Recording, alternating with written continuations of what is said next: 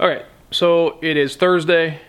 Thursday? Yes, it is Thursday. And I'm out here after work working on the garage. And we got all the trusses in place as you saw.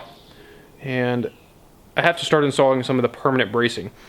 It took me a little while to figure out exactly what permanent bracing I was going to need and how I was going to install it.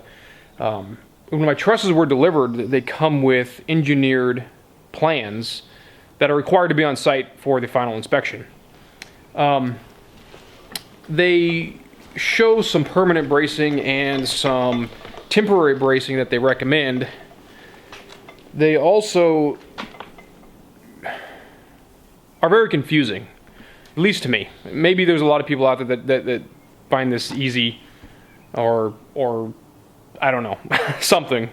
But I was pretty confused by it, and it took me a little while, and I did some research online, and I can't really find a good video on YouTube about how to install the bracing for the trusses. For that matter, I couldn't really find a good video on YouTube that was very clear on how to actually set trusses or how to brace for trusses or really anything all that definitive about trusses. So, at least in this part of my video, I'm going to go ahead and try and show you guys how the permanent bracing is installed and how some of the temporary bracing becomes permanent bracing as you start putting the sheeting on. I'm going to go ahead and show you the plans that came with my trusses. So we'll go ahead and do that, and then we'll get started, and it hopefully will become clearer as I start installing some of the bracing.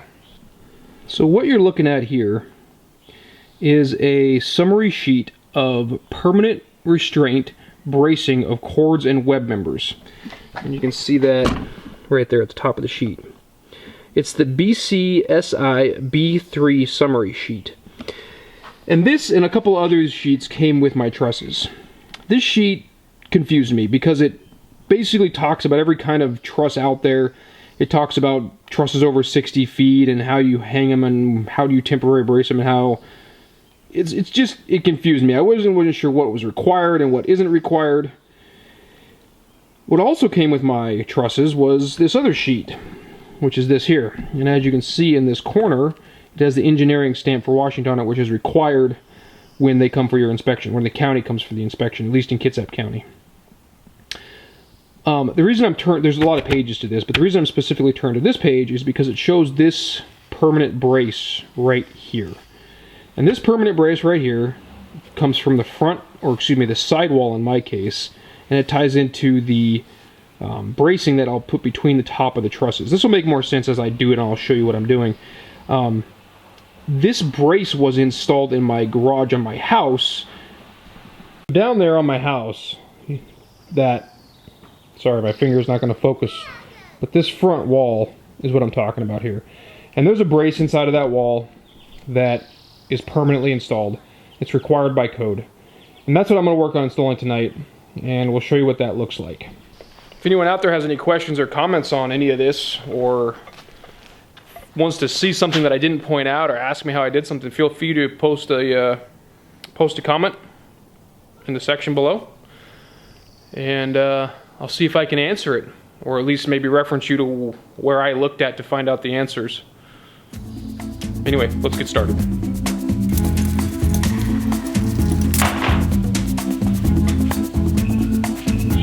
Hey. You're on YouTube. Hey, where are you?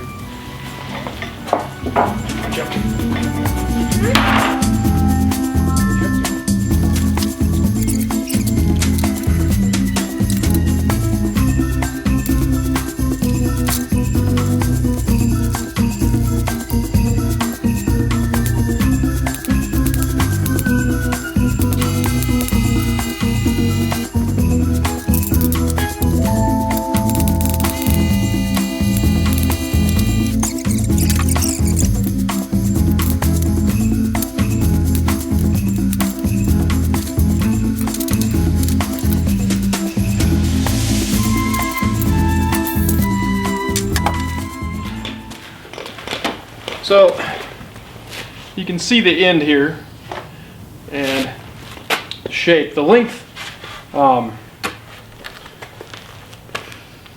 is kind of determined by the spacing of your vertical runs on your truss. You'll see that in a second. You'll see where I place mine, and it just kind of, from what I can gather from the drawing, there's no specific placement. It has to be in the top 2/3. And it's for shear strength and some other stuff, but it'll make sense as you watch me install it.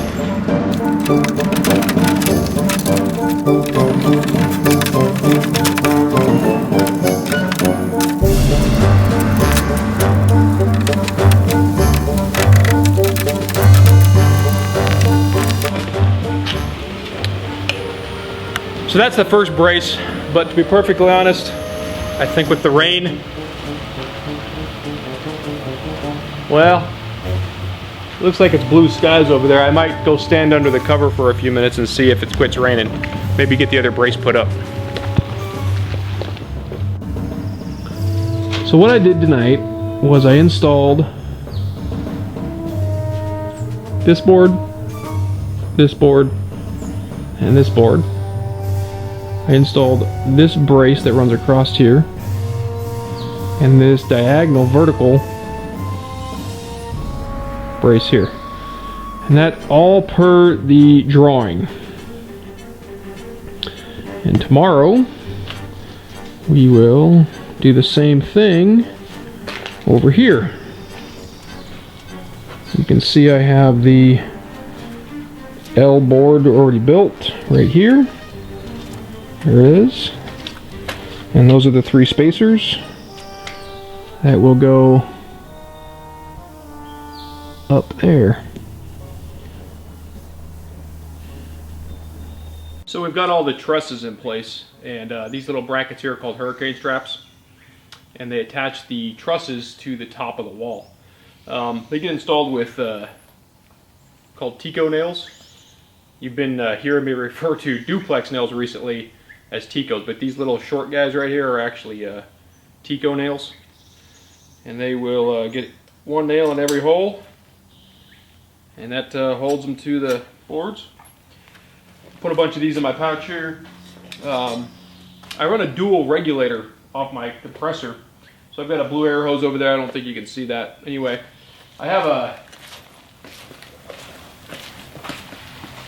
framing nailer hooked up, because when we attach the trusses, they have to get attached to the top plate.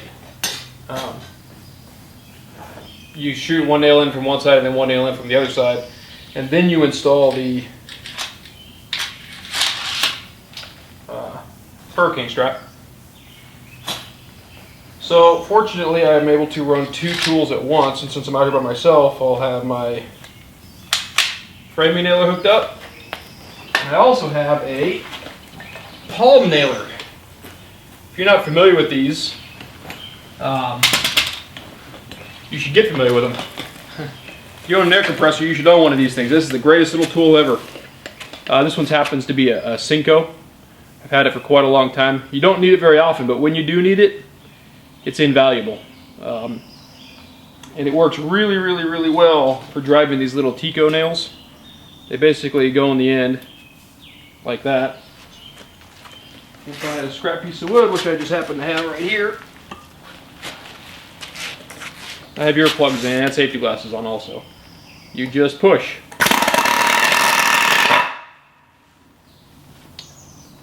I happen to have just oiled mine, and it would appear that I over-oiled it. But I hadn't oiled it in a really, really, really long time, so that was probably long in coming.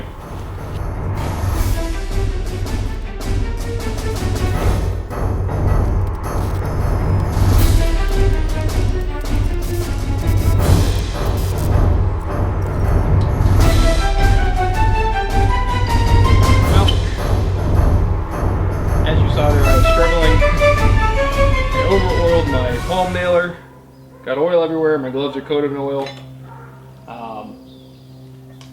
The Tico nails are lining up right over the top of the metal plates that hold the trusses together, which is making it really difficult to nail through.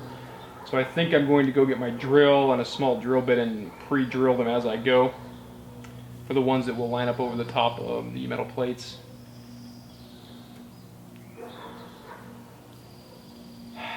It's just going to be more time consuming, that's all.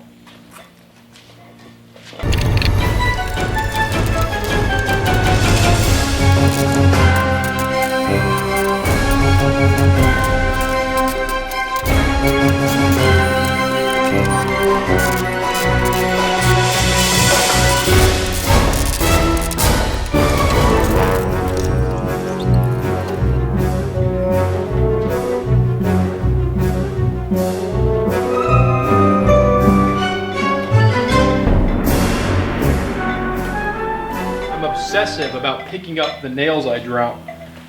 I can't afford to have to replace a tractor tire.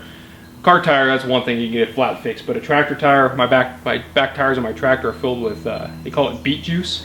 It's basically a liquid that doesn't cause the rims to rust, but basically gives it extra ballast. So if I were to pop a tire for something as silly as a nail laying on the ground, that'd be kind of frustrating.